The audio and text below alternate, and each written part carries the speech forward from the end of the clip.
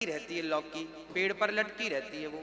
हाँ, ऐसे ही वो व्यक्ति का सिर किसी काम का नहीं, जो सिर नहीं झुकाता तुम्बा अर्थात कड़वी लौकी, ना वो खाई जा सकती ना वो उसका कोई उपयोग है, कड़वी लौकी की तरह है, तुम्बा की तरह है।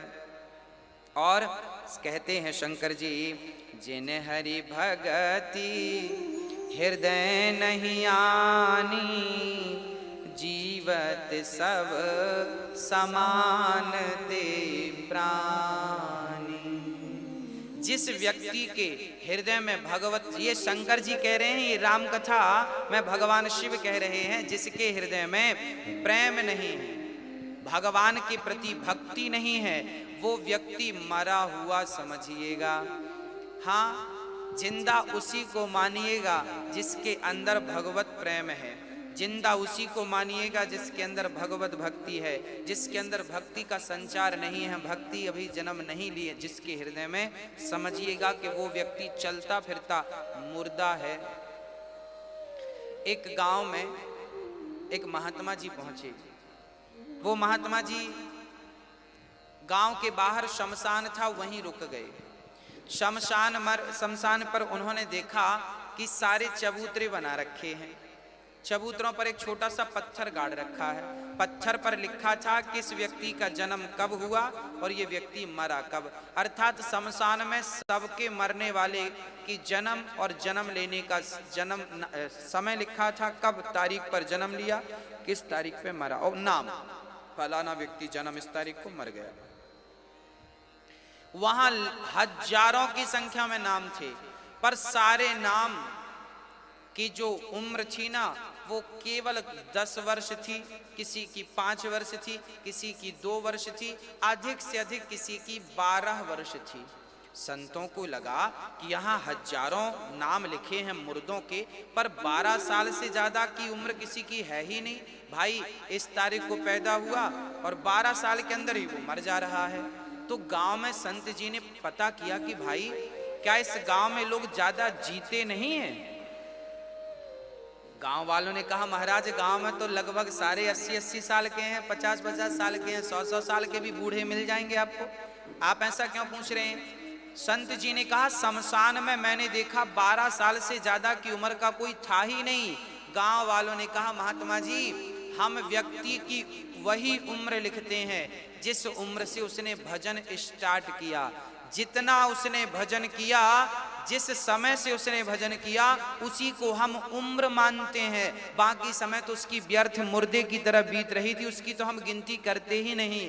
तो आप अपने जीवन में जब से भजन करना, भगवान से प्रेम करना स्टार्ट करेंगे, तभी से आपकी उम्र मान्य होगी। अर्थात तो फिर मुर्दे की तरह बहुत लोग जी रहे हैं, उनका तो कोई अर्थ नहीं है। हाँ, तो ऐसे भगवान शिव कह रहे हैं, देवी सुनो, जो व्यक्ति भगवान से प्रेम नहीं करता वो चलता फिरता मुर्दा है। ऐसा कौन, मैं नहीं, भगवान शिव कह रहे हैं। इसलिए जिनके हृदय में प्रेम नहीं है वो व्यर्थ हैं, ऐसों के दर्शन करने से पाप है।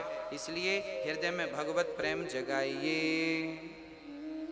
भगवान शिव कह रहे हैं कि देवी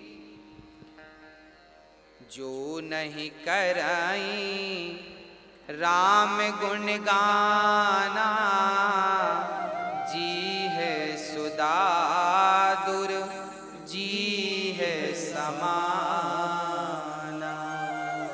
कितनी सुंदर बात शिव जी कह रहे हैं, देवी जिनकी जिह्वा राम राम नहीं जपती, उनकी जिह्वा दादुर की तरह है। दादुर शब्द का अर्थ यहां पर है मेंढक से और चमगादड़ से भी है। अच्छा, मेंढक को आपने देखा होगा, सवेरे से एक ही आवाज निकालता है, टर टर टर। जो व्यक्ति भगवान का नाम नहीं जपता, उनकी जिह्वा इस मेंढक की तरह है, बस टर टर। कई लोग सवेरे से भजन करते नहीं है, बाहर बैठ जाएंगे टर टर करते रहेंगे, उसकी बुराई, उसकी निंदा, उसकी चुगली। ये सब अगले जन्म में मेंढक बनने की तैयारी में हैं। जो सवेरे से लेकर शाम तक निंदा, कई लोगों को आपने देखा होगा, लोगों का बस एक ही काम है, खा लेना और निंदा करना और सो जाना।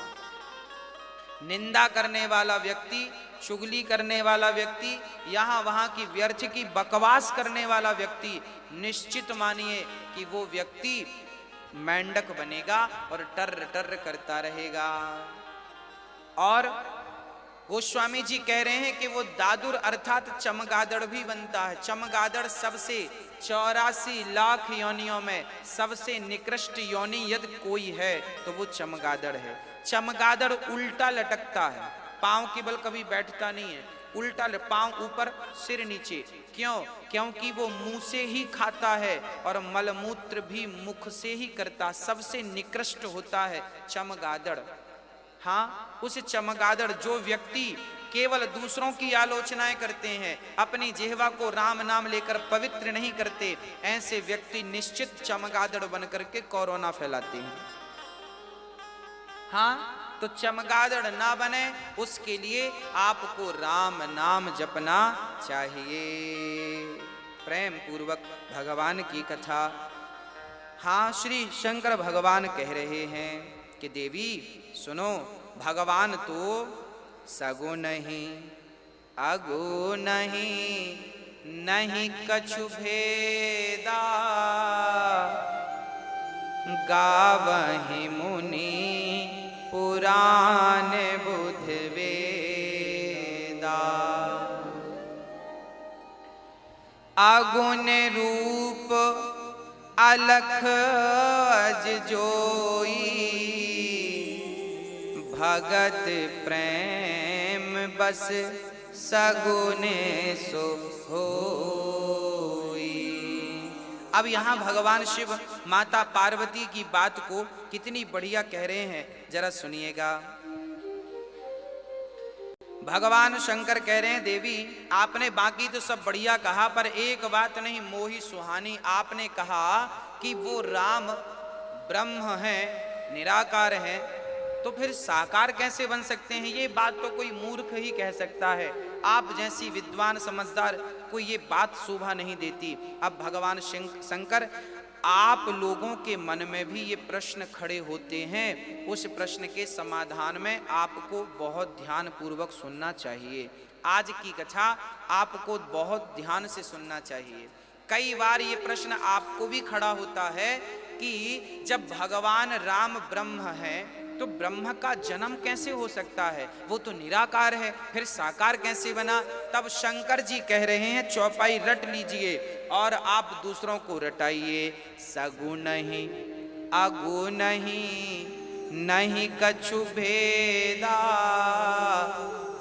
गावहि मुनि पुराण बुध वेदा। भगवान शिव कह रहे हैं कि वो ब्रह्म निराकार तो है, पर वह निराकार भक्तों के लिए साकार भी बन जाते हैं। किसके लिए? बोले भक्तों के लिए बनते हैं, बन जाते हैं। हाँ, अच्छा कैसे बन गए? वो तो निराकार हैं, फिर साकार। बोले भाई जैसे पानी को गिलास में भर दो तो गिलास का आकार दिखता है, थाली में डाल दो तो पानी थाली के आकार का दिखता है, कटोरी में डाल दो तो पानी कटोरी के आकार का। पानी का अपना कोई आकार नहीं है, पानी निराकार होता है। परंतु वही पानी जो निराकार है, वही पानी जब फ्रिज में बंद होता है तो वह पानी बर्फ बन जाता है। जो अभी निराकार पानी था अब वह बर्फ बन गया, तो बर्फ का एक आकार है।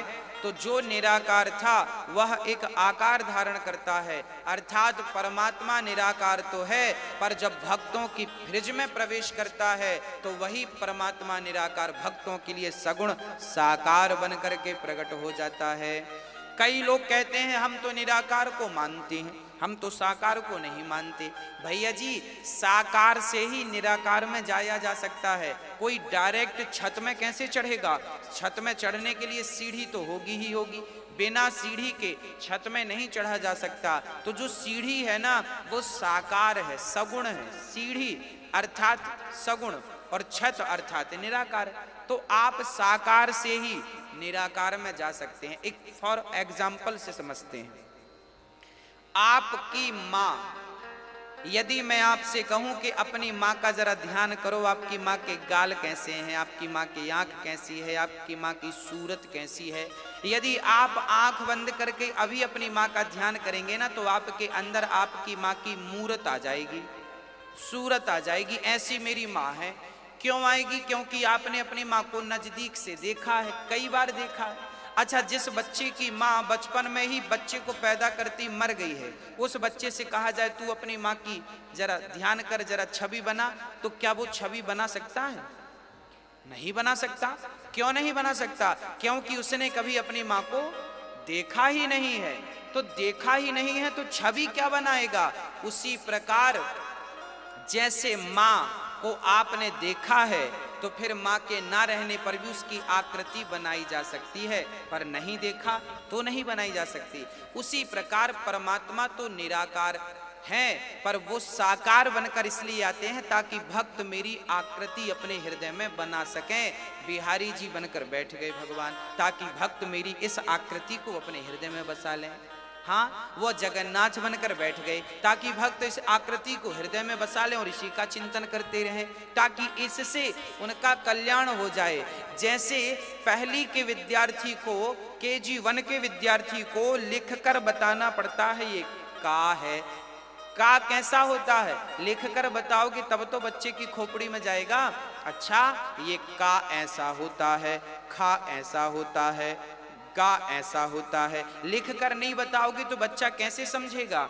जैसे बच्चे को लिखकर बताना पड़ता है, एक बार वो समझ गया तो फिर लिखने की जरूरत नहीं है। मैंने कहा का तो आपके अंदर का की आकृति बन गई, मैंने कहा खा तो आपके अंदर खा की आकृति बन गई। उसी प्रकार जैसे बच्चे को, पहली के बच्चे को कोई भी चीज आपको लिख के बतानी ही पड़ेगी, उसी प्रकार भक्ति की पढ़ाई जब आप करोगे तो वहां सगुण की जरूरत पड़ेगी ही पड़ेगी, तब तो आकृति बनेगी राम की और कृष्ण की। बिना उस आकृति के उस निराकार में कैसे मन लगेगा? तो साकार से ही आप निराकार में जा सकते हैं। इसलिए भगवान शिव कह रहे हैं कि सगुण ही अगुण नहीं कछु भेदा, कोई भेद नहीं है सगुण में और निर्गुण में।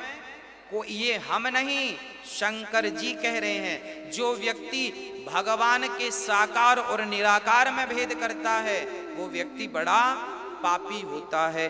कोई भेद ना करो। कई लोग ऐसे हैं निराकार को मानते हैं तो कई लोग कहते हैं हम मूर्ति पूजा नहीं करते। हमारे भारत में कई लोग ये कहने वाले मिल जाते हैं कि महाराज हम मूर्ति पूजा नहीं करते, मूर्ति पूजा नहीं करते। वाह, तो फिर अपनी माँ की तस्वीर कमरे में क्यों लगा रखी है? फिर अपने दादा परदादाओं की चित्र कमरे में क्यों लगा रखे हैं? मूर्ति पूजा तो तुम नहीं करते। तो भगवान की मूर्ति से विरोध है और माँ की मूर्ति से प्यार है। अरे भाई, मूर्ति तो मूर्ति होती है, किसी की भी हो। एक बार स्वामी विवेकानंद जी से किसी ने कहा कि मैं मूर्ति की पूजा नहीं करता और मैं मूर्ति को नहीं मानता। एक राजा ने स्वामी विवेकानंद जी से कहा कि मैं मूर्ति पूजा नहीं करता और मैं मानता भी नहीं हूं। स्वामी जी बोले बढ़िया है, आप मत मानिए, कौन कह रहा है? तभी स्वामी जी ने देखा कि उस राजा के दरबार में राजा के पिता का चित्र लगा था, जो कि पहले वो राजा थे। हाँ, राजा विवेकानंद जी ने राजा से कहा, राजा साहब ये चित्र किसका है? राजा ने कहा ये मेरे पिता का चित्र है और ये पहले राजा थे, इन्होंने मुझे राजगद्दी दी है। तब सैनिकों को विवेकानंद जी ने कहा जरा ये राजा की तस्वीर निकालिएगा। तस्वीर निकाली गई। स्वामी विवेकानंद जी ने कहा जमीन पर रखो। जमीन पर रख दी गई। स्वामी जी अब क्या करते हैं, उस तस्वीर के ऊपर थूकने लगते हैं। थूक दिया और लातों से कुचलना शुरू। अब राजा को बड़ा क्रोध, ए विवेकानंद जी क्या कर रहे हैं आप? मेरे पिता का अपमान कर रहे हैं। स्वामी विवेकानंद जी बोले ये तुम्हारे पिता हैं, ये तो तस्वीर है, ना तो ये बोल सकती है ना तो ये सुन सकती है। अब ये सुन नहीं सकती, बोल नहीं सकती, देख नहीं सकती, तो ये तुम्हारे बाप कैसे हो गए? राजा ने कहा ये मेरे पिता की तस्वीर है, आकृति है। जब मैं इस आकृति को देखता हूं ना तो मुझे अपने पिता की याद आ जाती है। तब स्वामी विवेकानंद ने कहा कि तेरे बाप की तस्वीर देखने से तेरे बाप की याद आ सकती है, तो मैं राम का विग्रह, राम के मंदिर जाकर उनका दर्शन करता हूं तो इस विग्रह से मुझे अपने राम की याद आ जाती है। इसमें तुझे प्रॉब्लम क्या है? तू कहता है मैं मूर्ति पूजा नहीं करता, खुद भगवान आप अपने बाप की तस्वीर लगाते हैं ताकि उनको देखने से आपके पिता का स्मरण हो जाए, और भगवान की मूर्ति का विरोध करते हैं। जैसे आप अपने बुजुर्गों की तस्वीर देखकर उन्हें स्मरण कर लेते हैं, ऐसे मंदिर में जब हम बिहारी जी का दर्शन करते हैं तो बिहारी जी के इस रूप को देख करके बिहारी जी की उस कल्पना को हम करते हैं जो बिहारी जी माँ यशोदा की गोद में खेल रहे हैं, जो श्याम सुंदर माँ यशोदा के आंगन में खेल रहे हैं। हम राम के मंदिर जाकर राम का चित्र देखते हैं तो राम के चित्र से हमें वो राम दिखाई पड़ जाते हैं जो दशरथ के आंगन में खेलते हैं, जो कौशल्या की गोद में जाकर दूध पीते हैं, जो राम दशरथ जी के साथ आंख में चौनी का खेल खेलते हैं। इन राम को देखकर उन राम की याद आ गई। जैसे आपने अपने पिता की तस्वीर देखी तो आपके अपने असली पिता की याद आ गई, ऐसे राम के मंदिर में राम का चित्र, राम का दर्शन, राम का विग्रह देखते हैं तो राम का स्मरण हो आता है। तो राम सगुण है और निर्गुण है, ये तो कोई भेद नहीं है, सगुण है और निर्गुण है, साकार भी है निराकार भी है। परंतु लोग ये कहते हैं ना मैं मूर्ति पूजा नहीं करता। अच्छा, जो लोग मूर्ति पूजा नहीं करते या जो मूर्ति पूजा में बिलीव नहीं करते, इन लोगों के घर जाकर देखना, इन्होंने भी अपने शादी के एल्बम बना बना रखे होंगे। हाँ, जो लोग ये कहते हैं कि हम मूर्ति नहीं मानते, हम मूर्ति की पूजा नहीं करते, वो अपनी शादी का एल्बम बना के रखे होंगे, समय समय पे देखते रहते होंगे। भाई वो भी तो तस्वीर है, तुम तो मूर्ति पूजा नहीं मानते, अपनी फोटो देख रहे हो पर भगवान की फोटो से तुम्हें प्रॉब्लम है। अब बताइए, यदि तुम अपनी शादी का एल्बम देख सकते हो, अपनी तस्वीर देख सकते हो, तो हम राम का चित्र देख रहे हैं, इसमें क्या प्रॉब्लम है भाई? क्या दिक्कत है? राम को हम विग्रह, राम का विग्रह बनाकर हम उनकी पूजा कर रहे हैं, क्या दिक्कत है? अरे भगवान श्री राम ने भी जब लंका में चढ़ाई करने वाले थे ना, तो भगवान श्री राम ने भी भगवान शिव का विग्रह बनाया था कि नहीं? शिवलिंग बनाया था जिसे हम रामेश्वरम कहते हैं। अरे भगवान राम तो चाहते तो कण कण में भगवान का दर्शन कर लेते, पर वो भगवान भी सगुण की पूजा करते हैं। राम जी कहते हैं कि सगुण उपासक परहित निरत नीति दृढ़ ते नर प्राण समान मम जिनके द्विज पर प्रेम।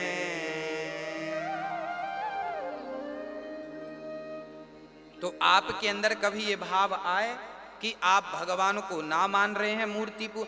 मैं ये नहीं कहता कि निराकार को मत मानिए भाई, जब साकार को मानने लगेंगे तो आप निराकार में अपने आप पहुंच जाएंगे। काखा गाघा का एक बार बोध हो गया तो फिर वो तो बोध हमेशा के लिए हो जाएगा। हाँ, तो सगुण से निर्गुण की ओर जाया जा सकता है। निराकार में रहकर सगुण का विरोध मत कीजिए, नहीं तो पाप लगेगा। शंकर जी कह रहे हैं, देखो देवी भगवान कितने सुंदर हैं और इनका कितना सुंदर स्वरूप है। ये वही ब्रह्म है जो भगवान के बारे में लिख रहे हैं कि देवी क्या होता है भक्तों, आप सभी लोग एक प्रैक्टिकल करके देखो।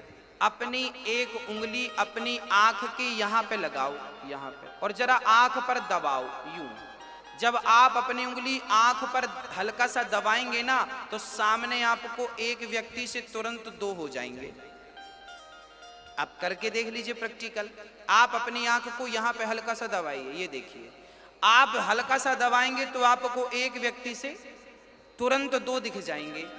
जैसे आंख के यहां पर दबाने से एक व्यक्ति का दो दिख जाता है, दिखता है ना, प्रैक्टिकल करके देख लीजिए, दिखेगा।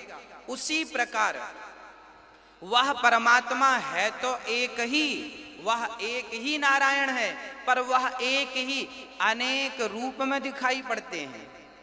हाँ, एक ही अनेक रूप में दिखाई पड़ जाते हैं। जैसे आंख पर उंगली लगाने से चंद्रमा को देखो तो दो चंद्रमा दिखाई पड़ते हैं, चंद्रमा है तो एक पर दिखने दो लगते हैं। ऐसे ही परमात्मा मेरे राम तो एक ही है, पर वह दो तीन दिखने लगते हैं। एक राम दशरथ के बेटे, एक राम दशरथ का बेटा, एक राम घट घट में लेटा, एक राम परब्रह्म, मतलब वह एक ही अनेक रूपों में दिखने लग जाते हैं। तो उन्हें अलग अलग समझने की गलती बिल्कुल मत करना। ये वही राम है जो बिनु पग चलहि सुनहि बिनु काना, कर बिनु कर्म करहि विधि नाना। बिनु पग चलहि सुनहि बिनु काना, कर बिनु कर्म करहि विधि नाना। ये परमात्मा वह राम है जो बिना पांव के चलते हैं, बिना हाथ के काम करते हैं, बिना कानों के सुन लेते हैं। अच्छा, बिना कानों के भगवान ने कहाँ सुन लिया? बोले जब बाली के यहाँ तारा ने समझाया बाली को कि राम तो भगवान है, पंगा मत लो। और बाली फिर भी युद्ध करने सुग्रीव से आया। जब राम ने बाली को पछाड़ दिया तो बाली से राम ने कहा था, क्यों? तेरी पत्नी ने समझाया था पर तू सुना नहीं। अब बाली चक्कर में पड़ गया कि मेरी पत्नी ने तो कमरे में बताया था, इन्हें कैसे पता चल गया? तब ये बात स्पष्ट हो गई कि ये भगवान है।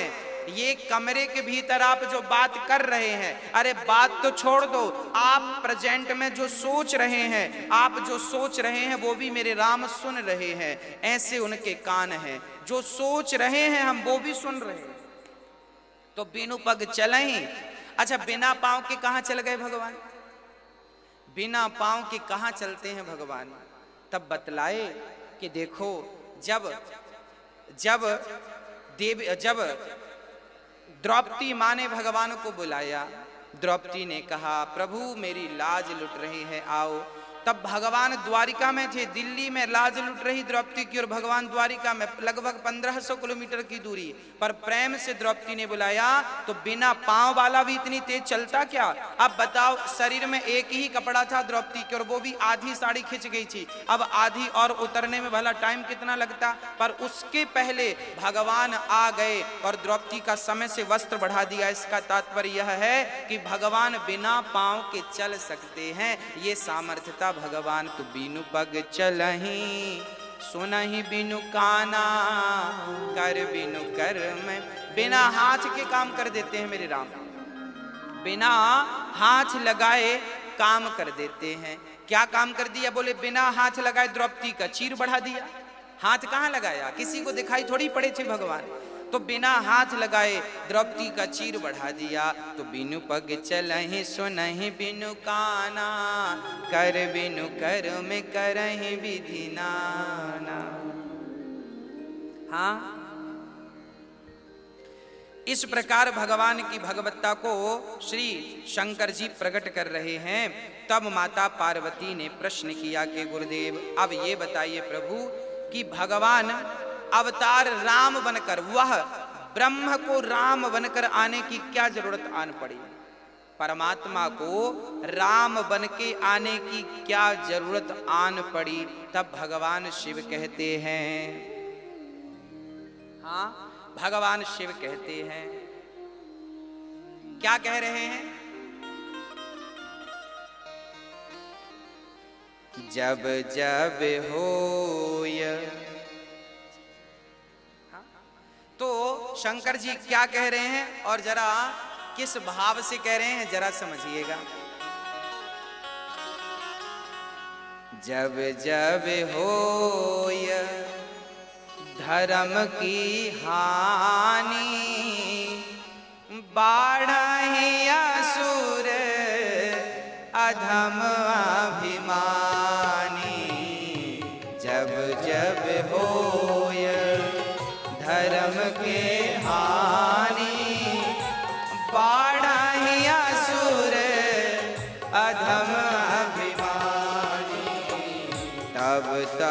धरि प्रभु विविध शरीरा, तब तब धरि प्रभु विविध शरीरा, हरहि कृपा निधि सजन पीरा, जब जब होय धर्म के हानि, जब जब होय धर्म के हानि, बाढ़हि असुर अधम अभिमानी, जब जब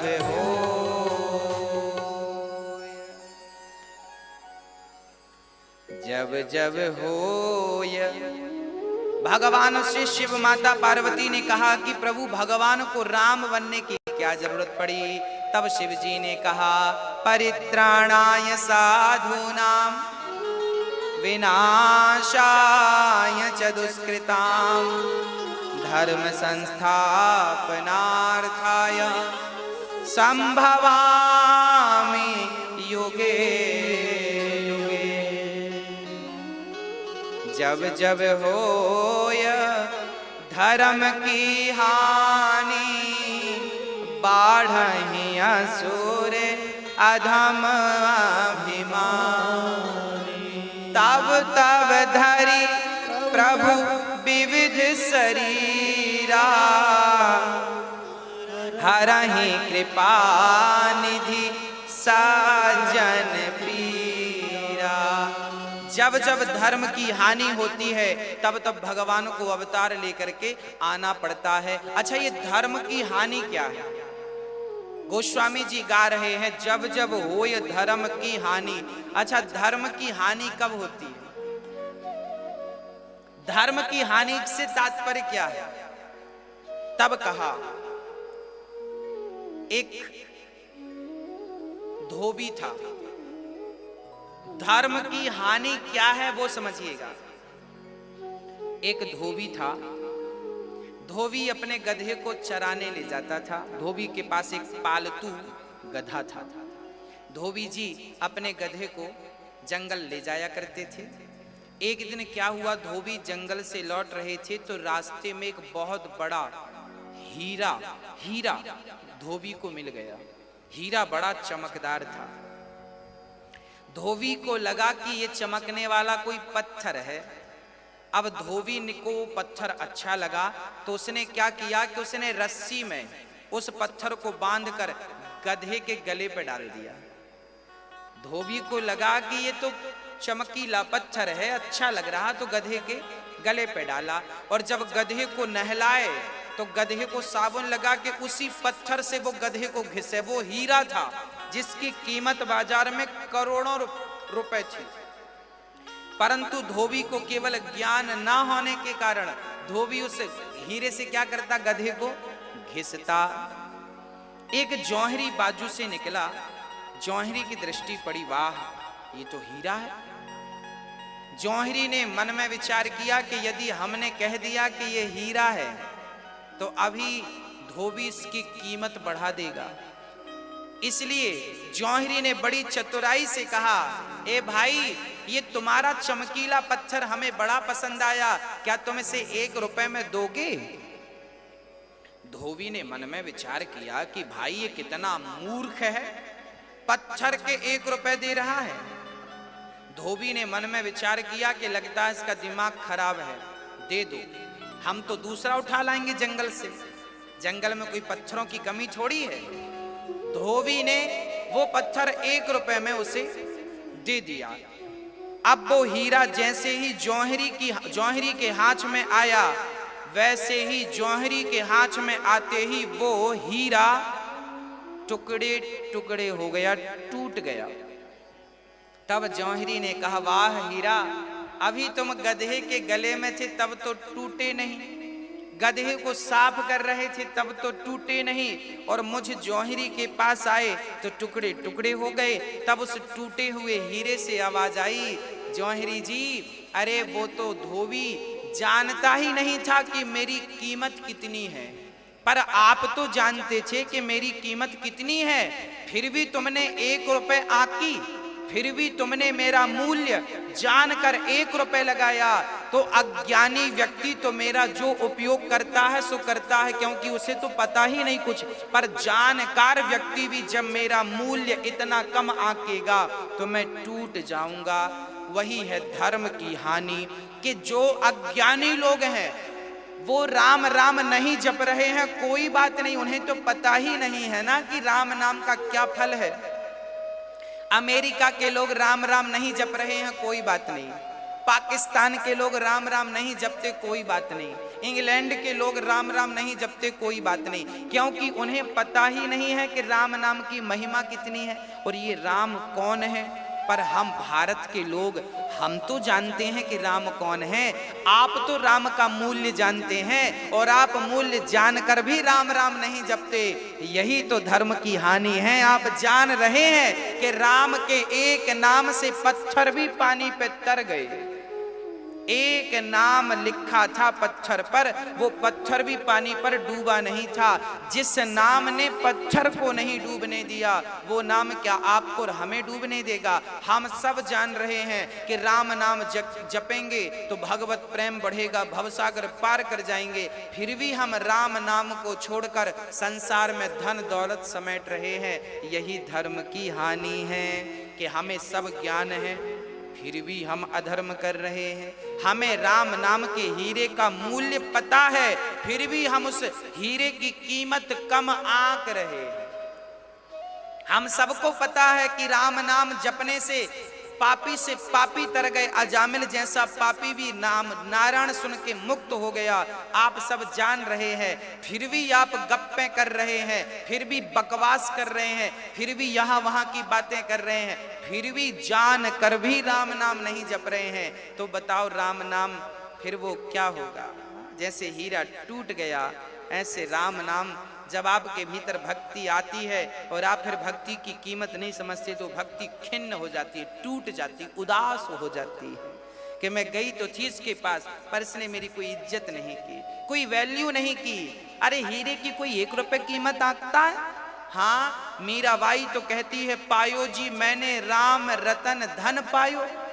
वो राम नाम को धन मानती हैं और कहती हैं कि राम नाम से बड़ा कोई धन नहीं है। कबीरदास जी भी कहते हैं कि कबीरा सब जग निर्धना, धनवंता नहीं कोई, धनवंता सोई जानियो, जेखे राम नाम धन होए।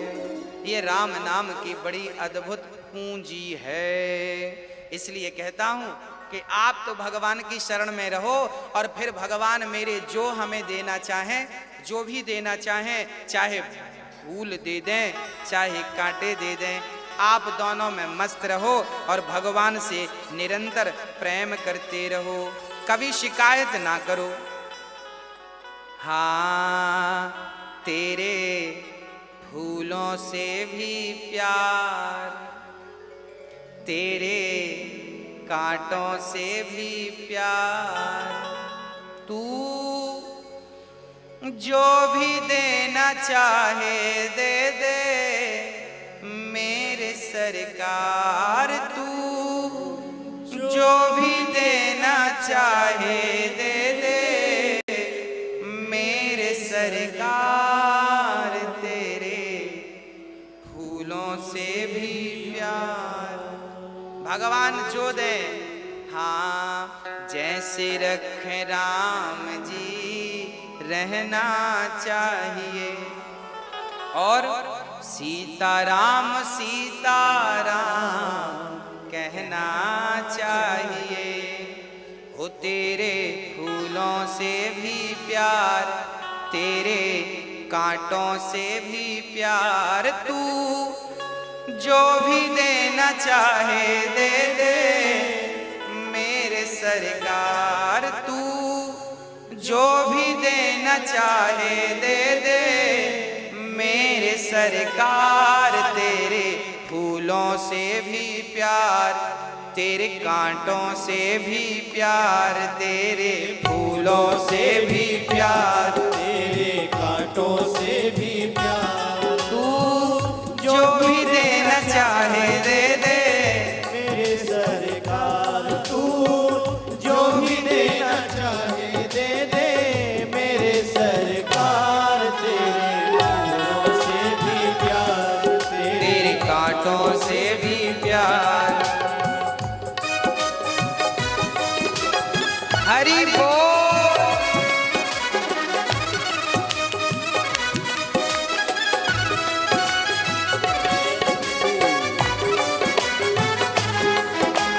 हरि जय हो।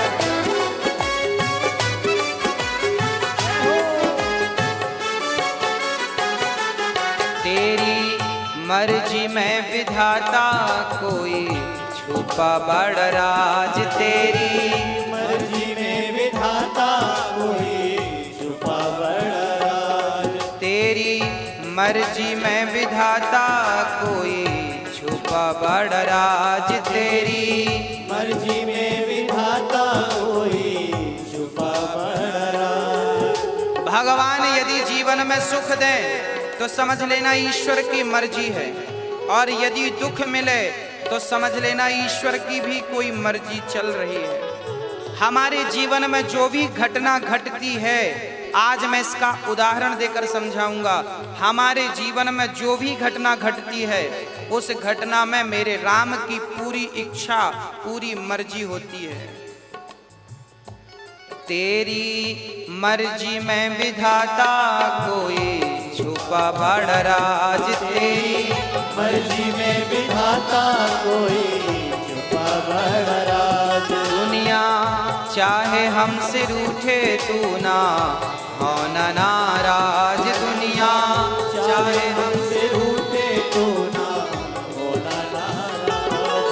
तुझे वंदन है बार बार, तुझे बंधन है बार बार। कर ले हमको तू स्वीकार।